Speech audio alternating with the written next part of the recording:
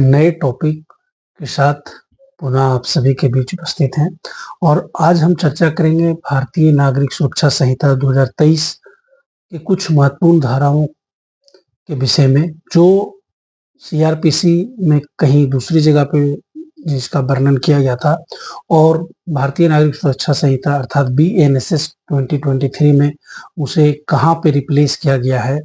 और क्या कुछ उसमें जो इम्पोर्टेंट चेंजेस आए हैं। जो लीगल प्रोफेशनल्स हैं, बीइंग अ लीगल प्रोफेशनल्स, हम लोगों को इन चीज़ों को काफ़ी ज़्यादा फेस करना होता है और ये बेसिक्स जो सेक्शन है, जो बेसिक चीज़ें हैं, इन चीज़ों की जानकारियाँ अवश्य होनी चाहिए और ये चीज़ें हमें जो हमारी जो लीगल प्रैक्टिस है या फिर जो अभी लॉ स्टूडेंट्स हैं, जो लॉ इंटर्न इंटर्न हैं, उन सभी के लिए ये काफ़ी हेल्पफुल होगा। सबसे पहले अगर हम बीएनएसएस की बात करें कुछ इंपॉर्टेंट सेक्शंस की, तो सबसे पहले जो 41 और 41A सेक्शन जो है वर्तमान समय में बीएनएसएस में 35 में रिप्लेस हुआ है। 35 बीएनएसएस जो है वो डिफाइन करता है कि अगर कोई व्यक्ति किसी अपराध का दोषी है तो पुलिस जो है, वहाँ की जो कंसर्न पुलिस स्टेशन है या फिर जिस जगह पे वो या जिस थाना क्षेत्र में वहाँ पे घटना घटित हुई है, वहाँ की पुलिस उन्हें उन चीज़ों से संबंधित विषयों पर जो उनके खिलाफ आरोप लगाए गए हैं, उन चीज़ों को बताने के लिए उनको एक अपॉर्चुनिटी देती है कि आप आकर अपनी बातों को रखें। और अगर पुलिस को लगता है कि जो बातें उनके द्वारा बताई गई हैं उससे सेटिस्फाइड है और उनका कोई अपराध नहीं है, तो पुलिस वहां से भी उस व्यक्ति को मुक्त कर सकती है। या फिर उसे लगता है कि नहीं, जो उनके द्वारा जानकारियां दी गई वो असत्य है या फिर सही नहीं है, तो पुलिस उसमें आगे प्रोसीड कर सकती है। एक बहुत ही इंपॉर्टेंट जजमेंट आया था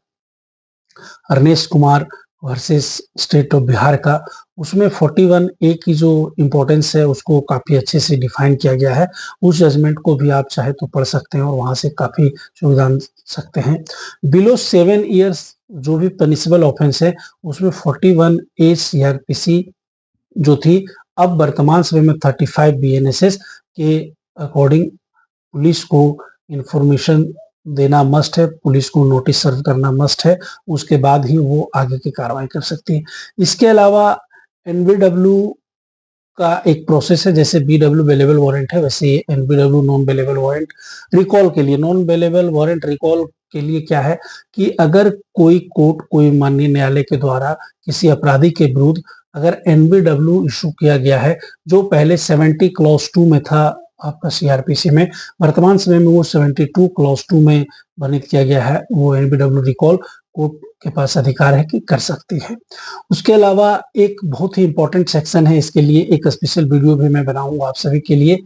मेंटेनेंस 125 सीआरपीसी जो वर्तमान समय में 144 बीएनएसएस में डिफाइन किया गया है। Maintenance to wife, children and parents, सभी के लिए जो डिफिनेशन है वो किया गया है 144 में। इसके अलावा एक और इम्पोर्टेंट सेक्शन है सेक्शन 200 सीआरपीसी, जो 200 टू 203 के बीच जो सीआरपीसी में डिफाइन था। प्राइवेट कंप्लेंट वो बीएनएसएस की सेक्शन 223 में डिफाइन किया गया। प्राइवेट कंप्लेंट दैट मीन्स कि anybody can file a complaint petition before the concern court where he belong to which police station, और जुरिस्डिक्शन ऑफ पुलिस स्टेशन जो होगा उसके अकॉर्डिंग वो माननीय न्यायालय में कंप्लेंट पिटिशन फाइल कर सकता है। जैसे एनआई एक्ट के केसेस में भी कंप्लेंट पिटिशन फाइल होते हैं। और जो प्राइवेट कंप्लेन है, अगर किसी अपराध से संबंधित अगर कोई थाने में अगर नहीं ले रहा आवेदन, तो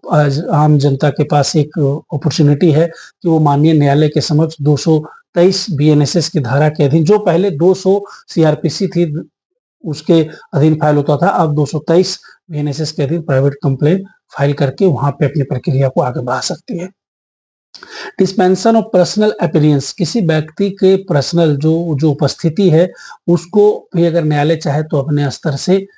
कर सकती है, उसमें बदलाव कर सकती है। वो पहले 205 में डिफाइन था, अब 228 बीएनएसएस में इसका डिफिनेशन किया गया है। Copy of chargesheet to accused जो है, चार्जशीट जो है एक्यूज्ड को मुहैया कराना, पहले 207 सीआरपीसी में थी, वर्तमान समय में इसे 230 सीआरपीसी में बीएनएसएस में डिफाइन किया गया है। इसके अलावा इंपॉर्टेंट सेक्शंस में अगर आप देखें तो एक रिकॉल का बहुत ही इंपॉर्टेंट रोल होता है क्रिमिनल केस प्रोसीडिंग्स में। रिकॉल ऑफ विटनेसेस जो सीआरपीसी के सेक्शन 311 में डिफाइन था, वर्तमान समय में इसे 348 बीएनएसएस में डिफाइन किया गया है। रिकॉल ऑफ विटनेसेस तब होता है अगर किसी केस में गवाह क्लोज कर दिया गया, विटनेसेस के एग्जामिनेशन को माननीय न्यायालय के द्वारा क्लोज कर दिया गया है और किसी पीड़ित को या फिर किसी व्यक्ति को या अभियुक्त को भी लगता है ऐसा कि अगर कुछ इसमें हमारे द्वारा जो